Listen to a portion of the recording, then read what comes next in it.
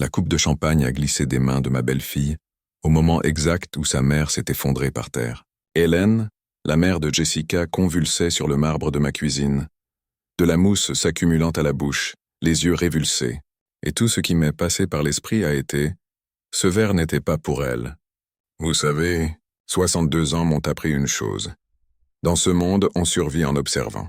Et je n'ai pas passé presque 40 ans à diriger une entreprise dans le marché financier en étant idiot. Quand quelqu'un essaie de vous empoisonner à votre propre fête de retraite, vous le remarquez. D'autant plus lorsque son regard sur votre compte en banque ressemble à celui d'un loup devant un agneau. 2 heures avant l'effondrement, ma maison débordait de musique, de faux sourires et de verres qui s'entrechoquaient. Je venais de vendre mon entreprise pour 23 millions de dollars, une société que j'avais bâtie de mes propres mains après la mort de Martha, ma femme. Je ne me suis jamais remarié. Michael, mon fils unique, m'avait convaincu d'organiser cette fête. Papa, vous le méritez, ce sera magnifique. Laissez Jessica s'occuper de tout. Elle veut t'aider. Eh bien, la même femme qui lavait à peine un verre était soudain devenue la reine de l'organisation. Elle avait disposé des fleurs, nettoyé des lustres dont je ne me souvenais même plus, et même engagé un barman. Elle circulait dans le salon avec ce petit sourire contrôlé, et me serrait le bras de ses ongles parfaitement faits, comme pour marquer son territoire. Rien n'est trop beau pour vous, Arthur. Vous méritez tout cela, jusqu'à ce que je voie. Je l'ai vu de mes propres yeux. Jessica était à la table des boissons. Elle regarda autour d'elle, pensant que personne ne faisait attention, et sortit un minuscule flacon de son sac. Un de ses comptes-gouttes sombres. Elle l'ouvrit et versa le liquide dans un seul verre. Le mien, celui qui avait un petit éclat sur le bord, celui que j'utilisais à toutes les fêtes. Mon estomac s'est retourné, mais mon visage était resté impassible. J'ai continué à sourire, à saluer mes anciens collègues du conseil, à écouter sans écouter leurs conversations sur les fonds et les marchés. Tout ce que je voulais, c'était laisser Jessica croire que son plan fonctionnait. Elle prit le verre trafiqué et vint vers moi avec ce ton sucré qu'elle utilisait toujours quand elle voulait quelque chose. « Arthur, vous semblez fatigué. » « Buvez un peu de champagne. C'est la marque que vous aimez, bien frais. » J'ai pris le verre, j'ai souri en retour, et j'ai gardé mon plan. Pendant qu'elle se distrayait à montrer son nouveau bracelet à la commère du quartier, j'ai échangé mon verre avec celui de sa mère. Hélène était toujours dans les parages, mais ne prêtait jamais vraiment attention à ce qu'elle buvait. Elle prit le verre sans hésiter. 5 minutes plus tard, elle commentait que le champagne avait un goût un peu amer mais élégant. Et 3 minutes après, elle s'effondra sur le sol de ma cuisine. Jessica cria, s'agenouilla et joua la douleur du siècle. C'était presque convaincant. Presque. Mais il y a une différence entre une véritable panique et celle d'un coupable. Et j'ai appris à reconnaître ce visage de surprise feinte quand un plan échoue. « Que s'est-il passé » cria Michael, mon fils, en courant vers nous. Il y avait une réelle panique dans sa voix, mais aussi un regard, rapide, direct vers Jessica, et trop long pour être anodin. « Elle est juste tombée ?»« Je ne sais pas. Tout allait bien. » Sanglotait Jessica, me saisissant le bras. « Elle a juste bu quelques gorgées de champagne et... soudain, elle est tombée. » Les ambulanciers sont arrivés vite. Grâce au ciel, ils ont emporté Hélène sur une civière, encore vivante mais inconsciente. Je les ai suivis. J'ai voulu savoir dans quel hôpital. Le médecin a répondu « Santa Luzia. Vous êtes de la famille ?» Un ami très proche, ai-je dit en regardant droit dans les yeux de Jessica. Michael a essayé de me convaincre de rester à la maison. « Cause papa, on s'occupe de tout ici. La fête ?» Madame Helen est prise en charge. Vous êtes bouleversé. Bien sûr. Me garder à la maison calme, silencieux, sans entendre ce que les médecins allèrent découvrir. Mais j'y suis allé quand même. À l'hôpital, j'ai entendu ce qu'il fallait. La médecin a dit que c'était un cas d'intoxication aiguë. Les examens étaient encore en cours, mais elle a mentionné des alcaloïdes végétaux, un poison naturel et difficile à tracer. Jessica tournait en rond dans la salle d'attente, ses talons résonnant sur le sol. Michael était plus silencieux que d'habitude et évitait le regard de tout le monde. « Ah, c'est tellement horrible !»« Pauvre maman !» dit Jessica pour la 5e fois. Je me suis contenté de lui tapoter l'épaule et de répondre « Heureusement qu'elle a bu peu de ce champagne. » Jessica pâlit. Elle tremblait en tenant son gobelet de café. À 3 heures du matin, la médecin revint. Hélène était stable, mais passerait la nuit en observation. Alors que nous partions, Michael s'offrit à me ramener chez moi et suggéra « Papa, Pourquoi ne passeriez-vous pas la nuit chez nous? Juste pour que je sois rassuré. Si attentionné, si rapide après cet accident. Mais j'ai refusé. Cette nuit-là, je me suis assis dans mon bureau avec une nouvelle coupe de champagne, d'une nouvelle bouteille. Bien sûr, et j'ai écrit une phrase en haut de mon carnet. S'ils veulent m'éliminer, alors le jeu commence. Le lendemain matin, je me suis réveillé l'esprit aussi vif que si je siégeais encore au conseil d'administration.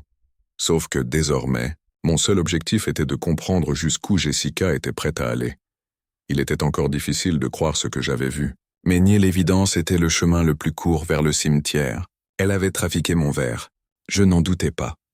Et ce n'était pas un geste impulsif. C'était prémédité, mais pourquoi? L'avidité? Michael n'était pas mon seul héritier. J'ai une nièce, la fille de ma sœur décédée, qui figure aussi dans le testament, et Jessica le savait. Je crois que son plan était simple.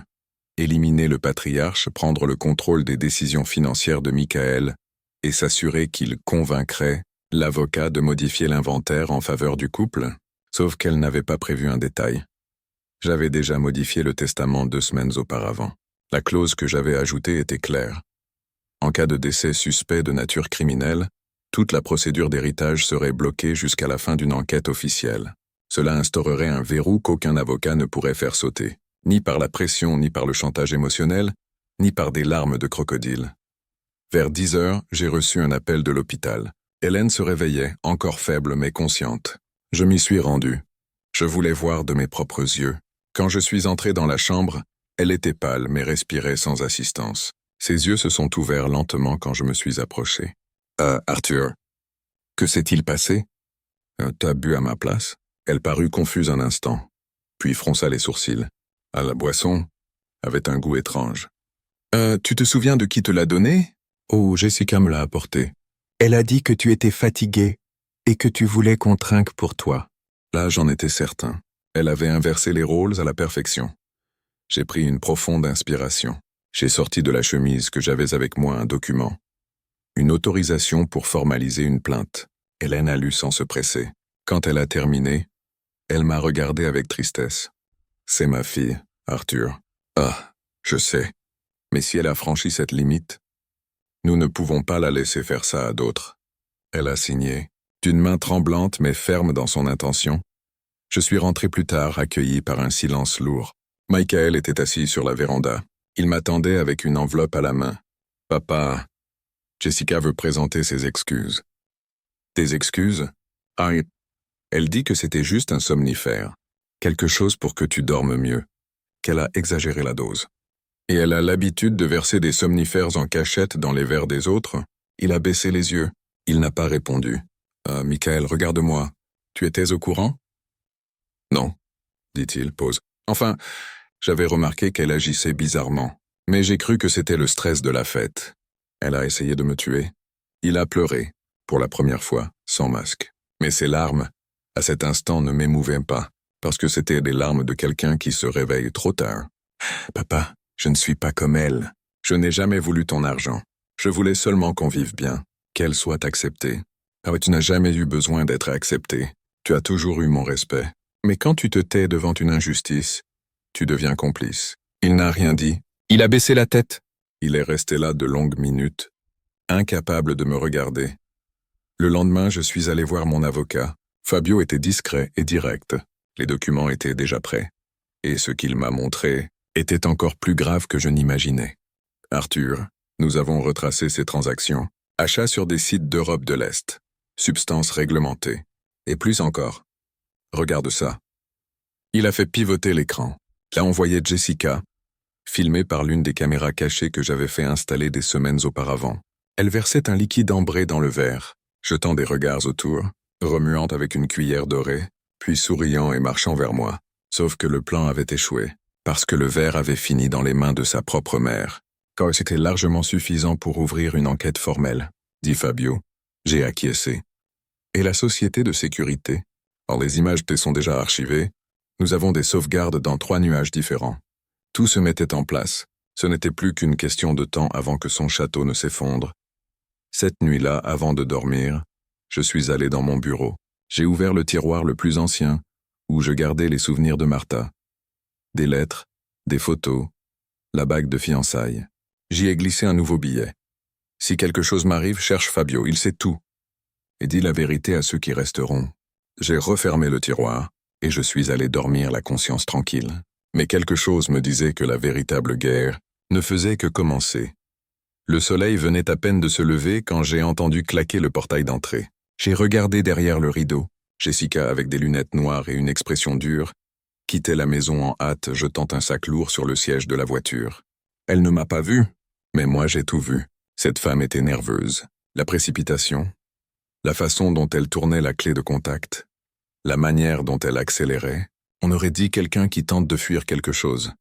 J'ai attendu une demi-heure, puis j'ai passé l'appel que j'aurais dû faire depuis la fête. « Ah, César?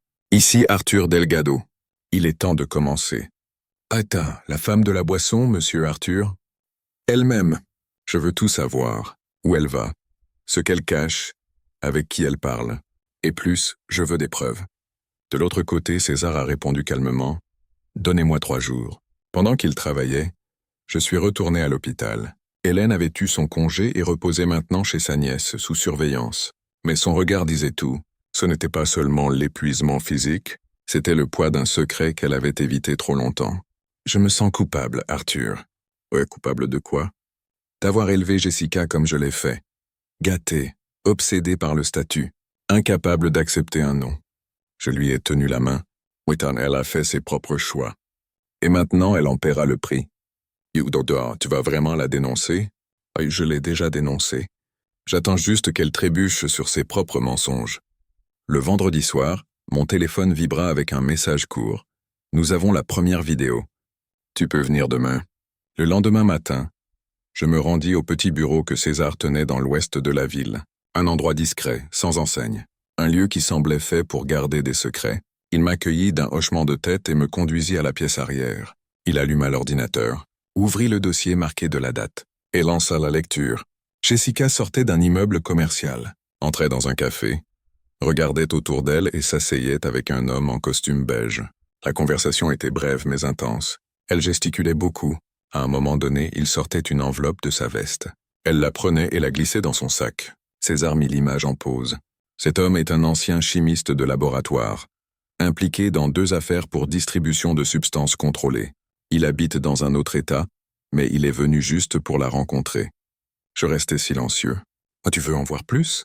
demanda-t-il. « Il y en a d'autres ?» Monsieur Arthur, cette femme est désespérée. Le dimanche, une autre vidéo.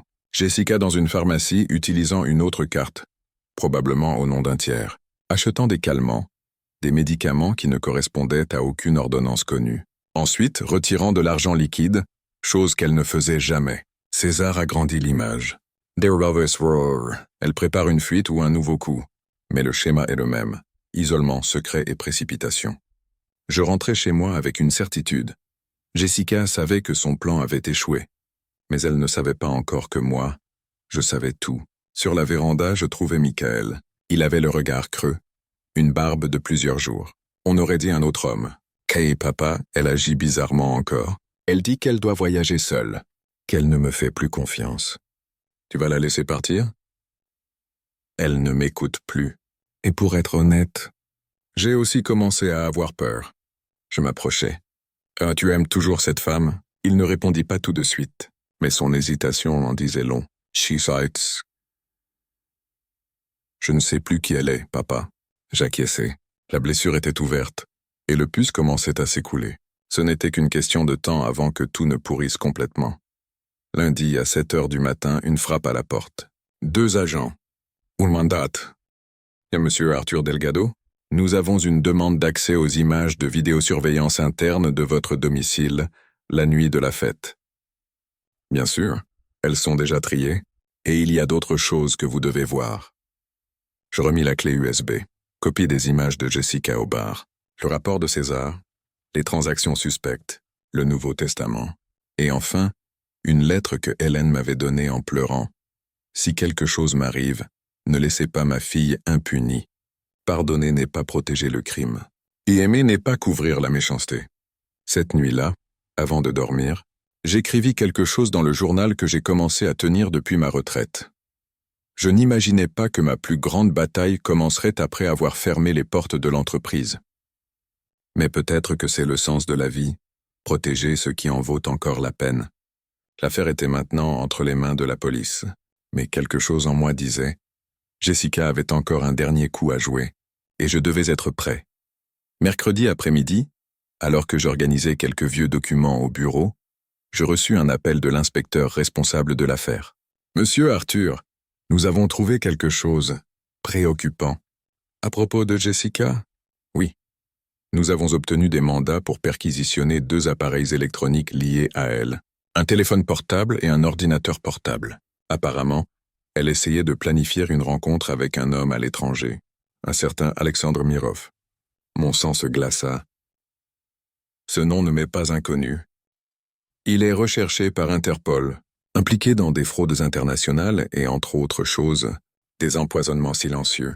Je m'assis dans le fauteuil sans dire un mot pendant de longues secondes. Arthur, elle n'essaye pas seulement de disparaître. Elle se prépare pour un dernier coup. Allez-vous l'arrêter? Nous n'avons pas encore assez pour une détention préventive. Mais la surveillance est active. Je raccrochais et respirais profondément. La guerre silencieuse que je redoutais était devenue un compte à rebours. Plus tard cette nuit-là, je rendis visite à Hélène. Elle semblait plus forte, reprenant l'appétit, le goût de vivre, et m'avait même fait sourire avec un commentaire sarcastique sur l'infirmière à domicile. Mais lorsque je prononçai le nom de Jessica, son visage changea. « Toi, tu crois qu'elle peut faire quelque chose encore? » Et je pense qu'elle n'a jamais arrêté. Elle attend juste le bon moment pour réessayer. Hélène serra ma main. « Arthur, si quelque chose m'arrive, tu sais quoi faire. Rien ne t'arrivera. Ah, promets. » Je promets. Mais au fond de moi, je savais. La promesse que Hélène me demandait, c'était une demande d'adieu. Le lendemain matin, j'ai reçu une notification de la banque. Un mouvement étrange. Un virement programmé à mon nom vers un compte à Dubaï. Montant, 850 000 $. J'ai immédiatement appelé Fabio, mon avocat. « Fabio, vérifie cette transaction. » Tout de suite. 10 minutes plus tard, il est revenu vers moi. « Oh, ce compte n'est pas à vous. Il a été ouvert avec des documents falsifiés. Carte d'identité, passeport et même signature numérique avec certificat falsifié. Et quelqu'un essaye de m'incriminer? Ou pire, de tout prendre avant que vous ne vous en rendiez compte. Jessica? Sur. Les tentatives de connexion proviennent d'une adresse IP correspondant à la maison de votre fils, Michael. Cela faisait plus mal que n'importe quel coup de Jessica. Être trahi par elle, c'était une chose. Mais par lui, j'ai pris une grande inspiration. Et je suis allé chez eux. Michael a ouvert la porte avec une tête de quelqu'un qui n'avait pas dormi depuis des jours. « Papa, je ne vais pas bien. J'espère bien que non. Je suis entré sans être invité. Il a fermé la porte perdue. Tu as une idée de ce que fait Jessica? Elle dit qu'elle veut sauver notre avenir, que tu veux nous laisser sans rien, que tu manigances contre nous. Ah, tiens, et tu la crois? Il a hésité. Michael, il y a un compte à ton nom, avec des documents falsifiés, et presque $1 million est en train d'être transféré à l'étranger. Tu as laissé Jessica utiliser ton ordinateur? Oui, mais... Mais quoi? Oh, j'ai signé quelques papiers. Elle m'a dit que c'était pour accélérer le remboursement de la fête. J'ai fermé les yeux. Il avait encore été manipulé. Tu as signé ta propre perte. Il s'est effondré, assis sur le canapé, la tête entre les mains. Papa, je n'ai jamais voulu te voler. Je voulais juste que tout redevienne comme avant. Michael, après tout ça, tu crois encore qu'il existe un avant? Cette nuit-là, j'ai reçu une enveloppe sous la porte, sans expéditeur, sans nom. À l'intérieur, une seule feuille avec des lettres découpées dans un magazine comme dans les vieux films. Si tu n'arrêtes pas, elle paiera de sa vie. C'était un avertissement. Hélène était en danger. Sans réfléchir, j'ai pris la voiture et foncé chez sa nièce. J'ai sonné comme un fou. Où est Hélène? Elle dort. Tout va bien, Arthur? Je suis entré et suis allé directement dans la chambre. Elle était là. Elle respirait, mais quelque chose clochait. Sur la table de chevet, un verre d'eau et un comprimé déjà dissous. « Hélène, réveille-toi !» Elle ne bougeait pas. J'ai appelé les urgences, puis César, puis l'inspecteur. Entre-temps, la nièce disait que Jessica était passée plus tôt, affirmant vouloir se réconcilier avec sa mère. Hélène était à nouveau empoisonnée. Mais cette fois, Je n'allais pas laisser passer. À l'hôpital, les médecins ont agi vite. Ils ont réussi à inverser la situation avec du charbon actif et un lavage gastrique. Hélène était sauvée, mais la patience de la police était terminée. 2 heures plus tard, Jessica a été arrêtée en flagrant délit, tentant de fuir avec une valise remplie d'argent et des billets pour Istanbul. Le journal du lendemain matin a explosé avec le gros titre « Une belle fille arrêtée pour tentative d'homicide et fraude contre un entrepreneur retraité ». Et là, j'ai enfin respiré. Mais l'histoire n'était pas encore terminée. La nouvelle s'est répandue comme un incendie dans un champ sec. Mes voisins me regardaient avec pitié, certains avec stupeur, d'autres avec cette curiosité mal dissimulée qui n'apparaît que lorsqu'un drame frappe tout près. Mais ce qui me blessait, c'était le silence de Michael. Il n'est pas venu à l'hôpital. Il ne m'a pas appelé. Et dans les jours suivants, quand je suis allé chez lui, j'ai trouvé les portes fermées et un simple mot dans la boîte aux lettres. J'ai besoin de tout comprendre par moi-même, papa. Laisse-moi du temps. Du temps. C'était tout ce dont j'avais eu besoin toute ma vie pour me reconnecter avec lui. Et maintenant que je l'avais, il s'enfuyait les mains vides, incapable d'affronter le passé. Jessica a été formellement inculpée de tentative d'homicide, de fausses déclarations, d'escroquerie et d'entrave à la justice. Au tribunal, elle a tenté de se faire passer pour une victime. Elle a dit qu'elle était sous pression, qu'elle voulait seulement protéger son mari et préserver la famille. Mais les images, les enregistrements audio, les relevés bancaires, les témoignages, tout était contre elle. Son avocat a même suggéré un accord judiciaire, échangeant une peine de prison contre des travaux d'intérêt général et le paiement d'une indemnisation. Mais le juge a été clair. « Madame, vous avez attenté à la vie de 2 personnes, et si vous ne les avez pas tuées, c'est uniquement parce que votre beau-père a eu l'intelligence d'échanger les verres. Ce que vous méritez, c'est du temps pour réfléchir. » Ainsi, elle a été condamnée à 8 ans de prison en régime semi-ouvert, une peine légère, comparée à ce qu'elle avait tenté de faire, mais suffisante pour mettre fin à sa farce. Rentrer à la maison a été la partie la plus difficile. Les tableaux, les meubles, les souvenirs, tout me rappelait que cette famille que j'avais construite s'était d'une certaine manière effondrée. Pas à cause d'un accident, mais à cause de choix. Les siens. Et mes omissions car, au fond, j'avais vu les signes. J'avais vu la façon dont Jessica traitait les gens, son obsession pour l'argent, son arrogance déguisée en charme. Mais j'ai fermé les yeux, parce que je voulais la paix. Et j'ai payé un prix élevé pour ce silence. Hélène a décidé de déménager dans une maison plus petite, plus éloignée du centre. Elle a dit qu'elle voulait recommencer, respirer un autre air. Elle m'a laissé une boîte de vieilles lettres, des photos de famille et un message écrit à la main. Merci de m'avoir protégé, même quand je ne savais pas moi-même que j'en avais besoin. Elle m'a sauvé plus que je ne l'ai sauvé, par sa présence ferme, son courage et sa vérité. 2 mois plus tard, j'ai reçu un appel de Michael. Papa, silence de l'autre côté. Je suis là, mon fils. Tu crois qu'un jour tu pourras me pardonner? J'ai pris une profonde inspiration. Ce n'est pas une question de pardon, c'est une question de responsabilité. Tu dois comprendre ce que tu as laissé se produire et reconstruire ta vérité sans elle. Je veux essayer. Alors commence par venir ici. La porte est ouverte. Dans les mois qui ont suivi, Michael a recommencé à apparaître. Il a commencé doucement. Un déjeuner du dimanche, une visite rapide à Hélène, une conversation plus longue avec moi. Jusqu'au jour où, alors que j'arrosais le jardin, il s'est arrêté à mes côtés et a dit « Papa, j'ai vendu la maison. Je ne veux plus vivre là où le mensonge m'a aveuglé. »« Et tu vas où ?»« Je ne sais pas encore. Mais puis-je rester avec toi un moment ?» J'ai souri. « Bien sûr, après tout, cette maison a toujours été la tienne aussi. La vie a repris un certain rythme, pas comme avant, mais avec une paix différente. Plus prudente, plus honnête, j'ai recommencé à marcher dans le parc, à écrire dans mon journal, à jouer aux échecs avec Monsieur Agnaldo, mon voisin. Et de temps en temps, j'allais au tribunal pour suivre le déroulement d'autres affaires semblables à la mienne. J'y ai vu d'autres hommes comme moi, père, mari, grand-père, tous à la recherche de réponses, de justice et surtout de dignité. Et j'ai compris une chose. La retraite n'est pas la fin d'un parcours. C'est le début d'une étape où l'on choisit quelles batailles valent vraiment la peine d'être menées.